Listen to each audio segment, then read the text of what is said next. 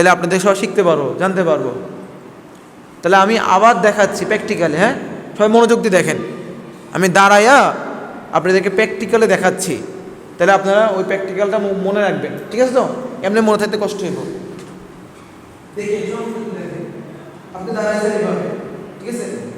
আল্লাহু আকবার বলে হাত বাড়ছে, হাত বাঁধার পরে কি করবেন বলুন? সবার সামনে বলুন কি করবেন? সানা পড়বেন।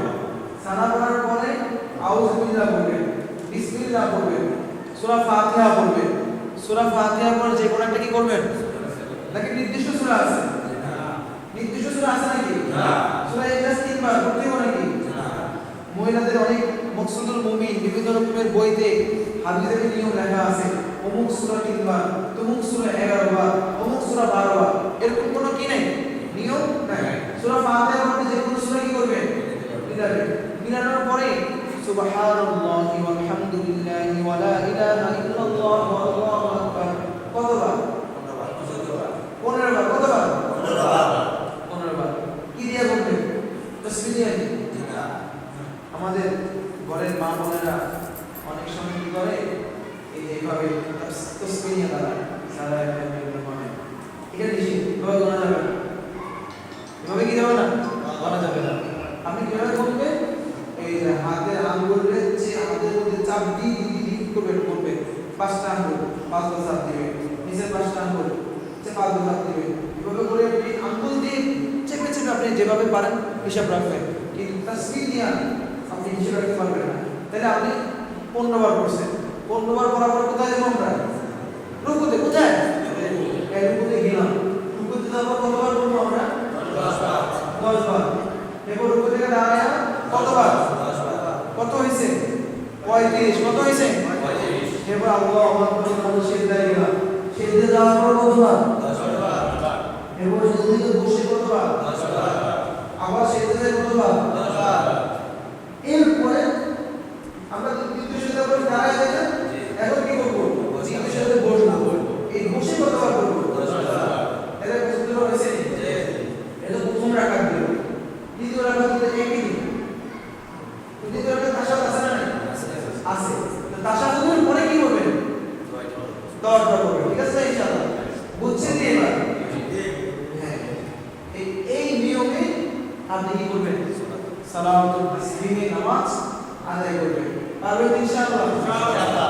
এই নামাজের ফজিলত আছে, এই নামাজের ফজিলত আছে। যদি নামাজ আদায় করতে পারেন আল্লাহ সুবহানাহু ওয়া তাআলা আপনার অতীতের সমস্ত সগীরা গুনাহ ক্ষমা করে দেবেন। আপনার যদি বয়স 80 বছর হয়, 80 বছরে কি পরিমাণ সগীরা গুনাহ করেছেন বুঝা পারছেন?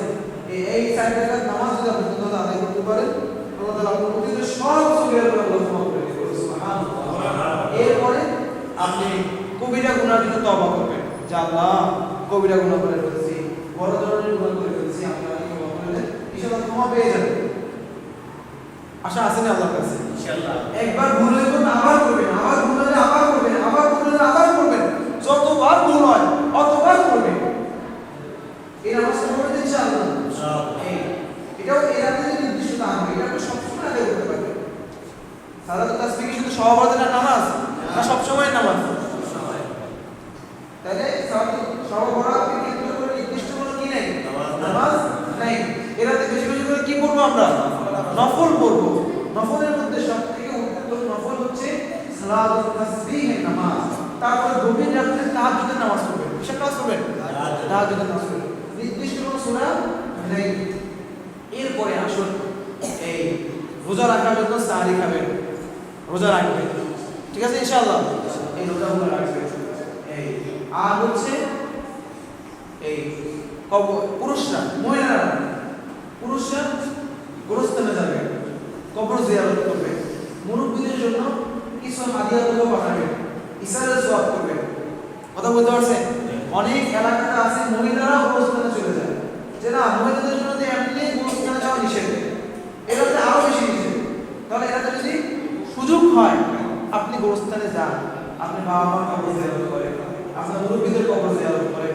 গোরস্থানে গেলে কবরের কথা স্মরণ হয়, গুনাহ থেকে বিরত থাকা সহজ হয়, মৃত্যুর কথা স্মরণ হয়। কথা বুঝতে পারছেন?